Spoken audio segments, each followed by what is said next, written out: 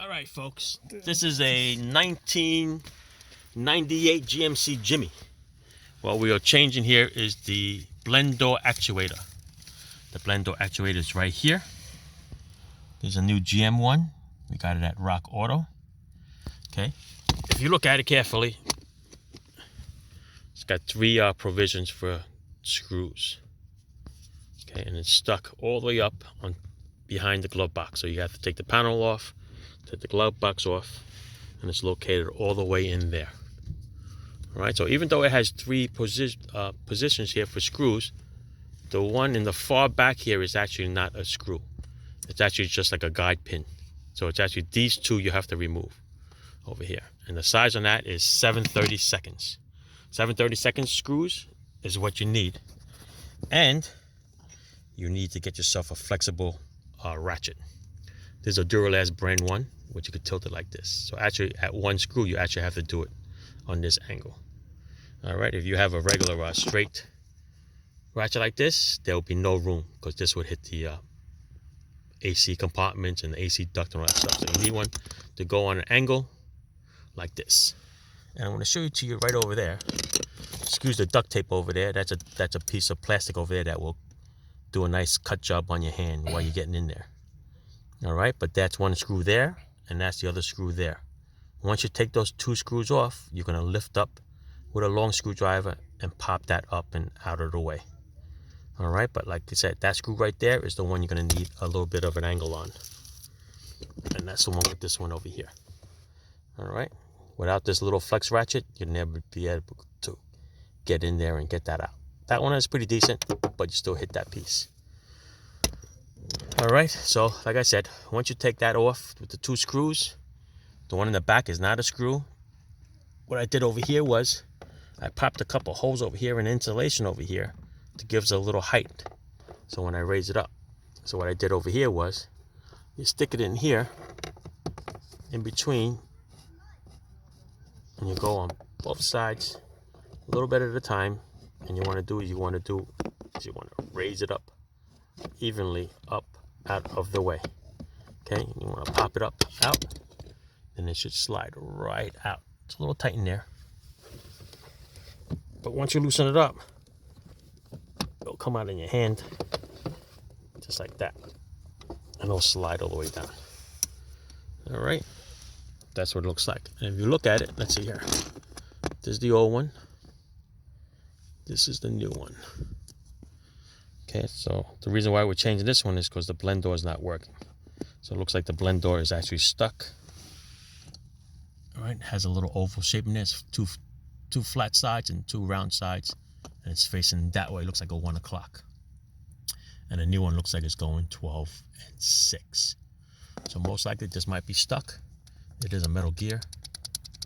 Could be the gears are binded up. Could be something burnt out. But that's an original one. This is the replacement one from Rock Auto. It's supposed to be a GM brand also, even though it says made in Korea. But yeah, so the hardest part now is going to have to clock that blend door so that it fits in there. Otherwise, it's going to have to go in and we have to clock it. All right, so let's see. All right, so what I'm going to do is, instead of touching the actuator and clocking the actuator so it matches, you can actually turn the blend door. You reach your hand in there, that little white tab all the way in the back behind this, that's actually the blend door. See, I'm actually closing the blend door myself. All right, I'm actually slamming the door closed. So what I'm going to do here is I'm going to have to figure out which way the flat sides are and adjust the blend door so the actuator will fall right in with no problem and the screws will line up. So this here would be a little bit of a guessing game. All right, but that's a blend door. All right, if you guys worry about a blend door getting stuck open, this is where it is. All right, so if you ask for AC, the door is going to slam close on the heater core side, so you get no heat. All right, when you have AC. Now if you want heat, then it's going to slam this side down for the fresh air that comes in, and it'll be nothing but just air coming through the heater core. All right, and it's all electronic on this car. So there's the slamming of the door. All right, let me try to work this out. But like I said, I put this in here because there's a sharp piece of thing and it'll start cutting you up. All right, already cut me up already. Yeah, let's put this in. Yep. All right. Put some All right. No. All right. So what I did was, you look at the configuration of where the screws are and where it sits, and the blend door is going to face north and south, east or west, whatever you want to do. All right, it's going to be straight across like that. So I reached in there, I turned the blend door so that the flats are straight like this. So what we're going to do here is we're going to go and reach in there. I'm going to line up that white piece of tab there with the blend door actuator. If you have it roughly in that area, it should fit in like a glove. Hardest part is just getting your hand in there with this piece.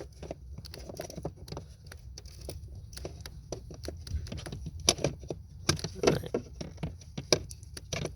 Hang on, it's hard to do this and hold the camera at the same time, but I'm going to line it up for you and I'll show you. All right, there you go. So you lined it up and it's forced right into the slot. See that? It's all lined up. Now I just got to put the screws on there. All right, once you get the two flat sides lined up, it'll drop right in, fit like a glove. All right, so now I'm going to put the little two screws back in there, and then that'll be it. All right, now I'm going to test it. I'm going to plug it in. All right, but that's the installation of how to get that blend door actuator out. Like I said, the one in the back is a fake screw. It's not a screw, it's just a pin, just a line up pin. All right, so basically you're just going to concentrate on those two. All right, and don't forget to plug. I didn't do that at the very beginning, but here's the plug right here. All right, you just squeeze this right here and it pulls right out. So that's what you got to do. All right, glove box out first. Anything that's in your way, do yourself a favor, put a tape over here so you don't cut up your hand. All right, because it'll put a nice gash on you. All right, unplug that, two screws, and lift it up. It's going to be a little tight, so you're going to do it evenly so you don't break anything. All right, I think that's it. Hang on. All right, you see how this ratchet has to be when you go back to installing it. All right, has to be a nice little angle here. All right, I'm gonna have to use two hands because one has to hold the socket on there for you, because it doesn't ratchet too smoothly because you are going into plastic. All right, so the other hand's gonna have to hold that ratchet. Hold the socket, or at least put a little tension on the bolt there so it can ratchet. All right, there you go. Once you get enough bite in there, then it's just a ratchet, couple of ratchet turns away. All right, you do this to both screws, put it back down. All right. All right, so it's all together. All right, two screws, we plugged it back in, and now we're gonna check the operation. All right, but that's how you do the blend door actuator. All right, give yourself a little room back there, and even though the actuator shows 3 screws, it's only 2 in the front, but it was pretty tight coming off. All right, but the new one fits like a glove. All right, that's it. Ciao. Oh yeah, this was bolted up over here. All right, you got it. Ciao.